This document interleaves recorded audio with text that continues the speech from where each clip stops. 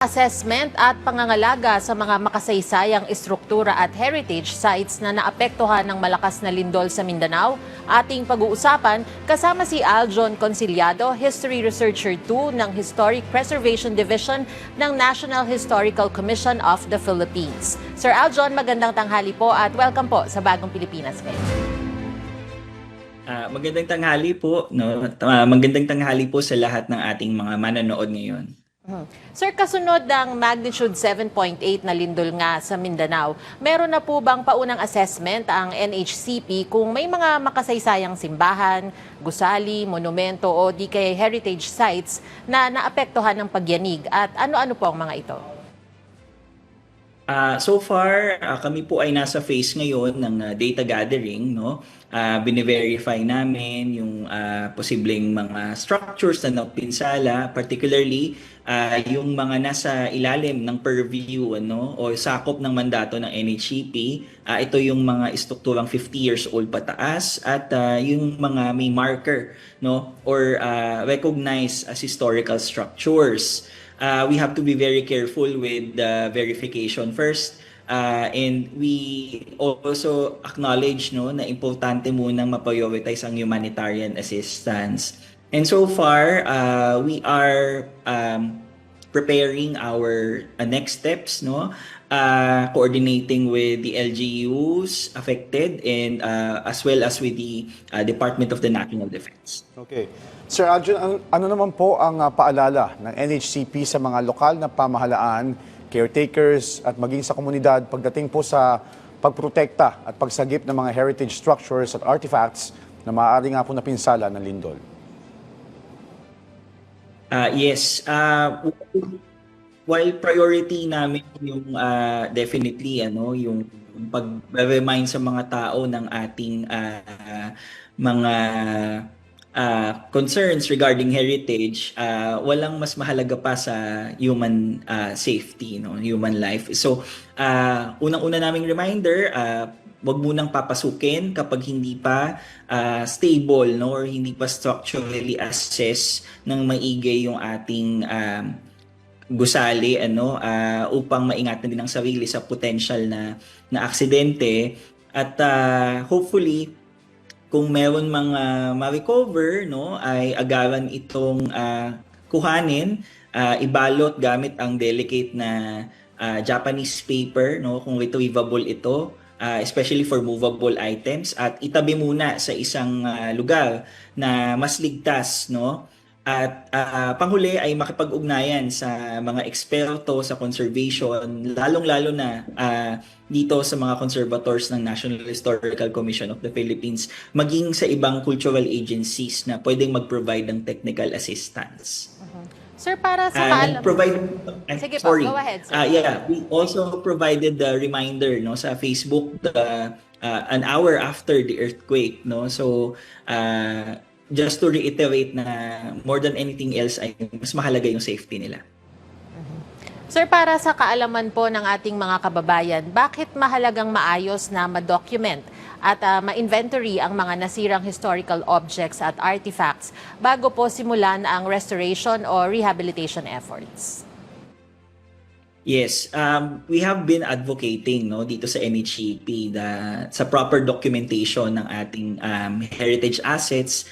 Yan ay mapa-building man or mapa-movable object, kasi if we're going to look back into what happened dito sa Bohol and Cebu after nitong malaking 2013 earthquake, naging key itong documentation doon sa eventual restoration niya. Dahil yung yung documentation, yung nagiging batayan ng ating mga restoration architects and conservators sa papaanong approach, no, yung gagamitin dito sa muling pagtatayo ng ating mga nasirang simbahan or makasaysayang gusali at maging muling pagbubuo o pagsasaayos nitong ating mga movable objects. So napaka-importante ng documentation. Okay. Speaking of restoration, sir, may nakahanda po bang technical assistance o assessment teams ng NHCP para po tumulong dun sa mga lugar na may nasirang cultural properties at heritage structures dulot nga po nitong lindol?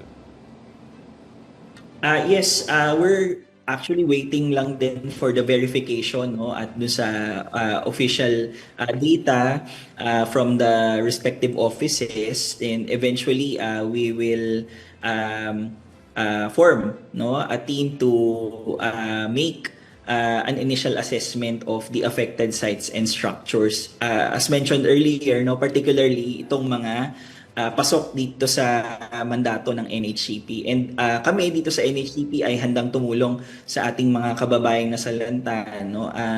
Alam naman natin na ang heritage assets ay hindi lang heritage assets, no? Ito ay kabuhayan, livelihood ito ng ilan sa ating mga kababayan, and definitely napaka-importante na agaran ding matugunan ito kasabay ng overall recovery at rehabilitation. Sir, sa ibang usapin naman po, sa pagdiriwang ng 128th celebration ng Araw ng Kalayaan sa June 12, paano po nakakatulong ang pangangalaga sa ating heritage sites at historical landmarks sa pagpapalalim ng pag-unawa ng mga Pilipino sa kasaysayan po ng ating kalayaan? Ayan. So, para dito, no, at dahil tomorrow na nga ang ating kalayaan 2026, no, napakahalagang balikan nung significance ng ating mga makasaysayang pokat istruktura, kasi basically ito ay physical manifestation or physical reminder sa atin ng ating naging kalayaan. At pag pinangalagaan natin ng mga ito, kagaya ng ginawa ng NHCP sa mga, ngayon ay museo na nito, no? Nandiyan ang Rizal Shrine, Fort Santiago, ang Emilio Aguinaldo Shrine, Baraswaing Church at Pinaglabanan Memorial Shrine at iba pa, no? Ay hindi lang natin naiingatan yung mismong gusali, kundi yung mga alaalang associated, ano, sa pook at istrukturang ito. At sa pagdiriwang natin ng kalayaan, mahalaga ang mga ganitong pook dahil mas nagiging konkreto yung ating pag-experience ng ating kasaysayan at mas madali nating napapaintindi sa publiko ano nga ba yung pinagdaanan ng ating mga ninuno para lamang mabigay itong kalayaan na tinatamasa natin ngayon. Okay. Sir, can you share with us ano po ang tema at mga pangunahing aktibidad na inihanda ng NHCP para po sa paggunita ng Independence Day ngayong taon? At anong mensahe po ang nais ninyong iparating sa publiko, lalo na sa henerasyon ngayon, sa mga kabataan? Para dito sa ating pagdiriwang ng kalayaan, ano, ngayon ay kinikilala natin yung anibersaryo rin ng 125th na anibersaryo ng pagkakahuli ni Emilio Aguinaldo sa Palanan, Isabela. Na bagaman isang malungkot na bahagi ng ating kasaysayan ay kailangan natin ding balikan, ano? Kasi ito din yung naging hudyat ng pagtatapos ng ating maikli ngunit napaka makabuluhan at makasaysayang unang republika. At layunin nitong ipakita na ang kalayaan ay may ugat sa ating kasaysayan at may pananaw din sa kinabukasan. At bilang bahagi ng maraming mga aktibidad ano, na hinanda ng NHCP bilang isang lead agency sa komemorasyon ng ating Independence Day, ay nagsimula kami nitong June 6 to 7 ano, sa pamamagitan ng government programs and services, kung saan inibitahan namin ang maraming mga ahensyang pampamahalaan upang mag-provide ng kanilang goods and services sa ating mga kababayan dito sa Luneta Park. Yan ay sinundan ng tapat sa Watawat sa Metropolitan Theater nitong June 8, kung saan aming inimbitahan ng mga kabataan upang mas lalong maging engaged at sila ay mapalalahanan sa pangangalaga sa pinakamahalagang simbolo ng ating kalayaan at ang ating Watawat. Nitong Hunyo 10 kahapon ay ginanap yung parada ng pag-anyaya ano, kung saan kasama ng NHCP ang mga fighters volunteers, no, nagparada ng maikli ngunit makabuluhan ano, ang ating mga bombero, no, at iba pang mga volunteers upang bigyang hudyat na ito na nga ang simula ng pagdiriwang natin ng Araw ng Kasarinlan. At para bukas ay isasagawa po ang simultaneous flag raising ceremonies, hindi lamang sa Luneta Park ano, na pangungunahan ng ating Pangulong Ferdinand R. Marcos Jr. Gayon din isasagawa ang pagtataas ng ating bandila sa Emilio Aguinaldo Shrine sa Kawit, Cavite, sa Monumento ni Bonifacio sa Caloocan, ang Baraswain Church sa Malolos, Pinaglabanan Memorial Shrine sa San Juan, ang Museo ng Kasaysayang Panlipunan sa Angeles City, Pampanga, at sa Manila North Cemetery, particularly sa Mausoleo de los Veteranos de la Revolucion, kung saan nakahimlay ang ating mga bayani, particular na ang mga veterano ng himagsikang 1896, no? At pangungunahan din ng Pangulo ang flag raising, no, seremonya sa Luneta at mag-aalay ng bulaklak sa bantayog ni Dr. Jose Rizal.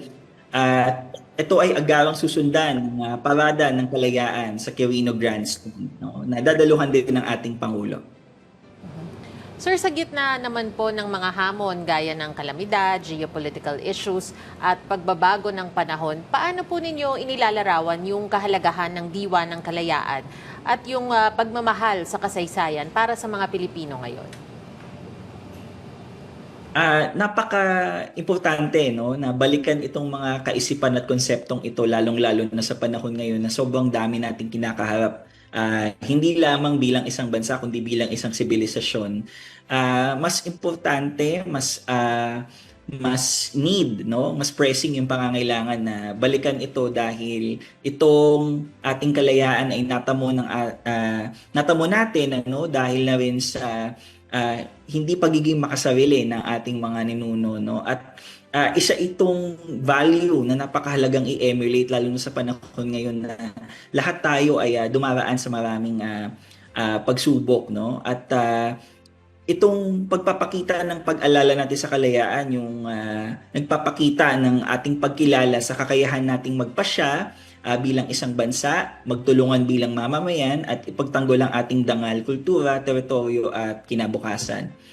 At tayo ay babalik, no, doon sa pagmamahal sa kasaysayan kasi itong pagmamahal natin sa kasaysayan ang siyang mas magbabalik sa atin ng pagmamahal natin sa ating mga sarili bilang mga Pilipino at bilang isang bansa. Sir Aljon, since nabanggit mo nga na importanteng balikan o tanawin ulit kung paano natin nakamit yung ating kalayaan, kumusta po ang ugnayan ng NHCP sa mga concerned agencies para hindi na ma-preserve yung history ng Pilipinas kundi para mapagyaman pa yung ating kasaysayan? Kami po ay nalulugod, ano, na ipaalam sa lahat, no, na simula rin ng mas maging kilala, no, at maging familiar ang marami mga ahensyang pampamahalaan at even mga civic and private institutions, ano, dito sa ginagawa ng NHCP ay dumami ang ating partners na nagpapatuloy magpalaganap ng kasaysayan ng Pilipinas at ipalaganap din yung mga kaalaman ukol sa heritage preservation. So, kung ating titignan, ano, yung engagements ng NHCP, particularly sa aming Facebook page, ay ang aming services na nire-render ay is for everyone, ano, at we're glad na marami kaming partners na patuloy ding tinutulungan kami, ano, na ipalaganap itong ating mga mandato, no. Nariyan yung mga public conferences, yung mga lectures, seminars, ano, maging yung assistance na hinihingi ng mga LGU at na iba pang mga grupo ukol sa kanilang mga makasaysayang gusali at pook ay pinaprovide rin ng NHCP. So, masasabi nga natin na NHCP so far is everywhere. Di lamang dahil sa marami nitong museo na nagkalat sa Pilipinas, kundi doon sa lawak ng napupuntahan ng aming mga kawani, no, upang ma-extend yung services ng ahensya. Alright, mensahe nyo na lang po, sir, sa ating mga kababayan, lalo na sa pagdiriwang natin ngayong taon ng Araw ng Kalayaan. Sa ating mga kababayan, ngayong Araw ng Kalayaan, lalahanin natin na ang kalayaan ay pamana ng mga naunang henerasyon at pananagutan ng kasalukuyan. Pinaglaban ito ng ating mga bayani at mamamayan at tungkulin natin gamitin ito para sa kabutihan ng bayan. Inaanyayahan po namin ng lahat, ano, na samahan kami bukas sa Rizal Park, Luneta upang masaksihan ang simultaneous flag raising at 7 a.m. na susundan din agad ng Parada ng Kalayaan na magaganap naman sa Quirino Grandstand. At panghuli, hindi nagtatapos sa June 12 ang pag-alala sa ating kalayaan, bagkus ang kalayaan ng Pilipinas ay dapat araw-araw nating inaalala at pinagpapasalamat at iniingatan. Alright, maraming salamat po sa mga impormasyong inyong ibinahagi sa amin at sa inyong oras. Sir Aljon Conciliado, History Researcher 2 ng Historic Preservation Division ng National Historical Commission of the Philippines.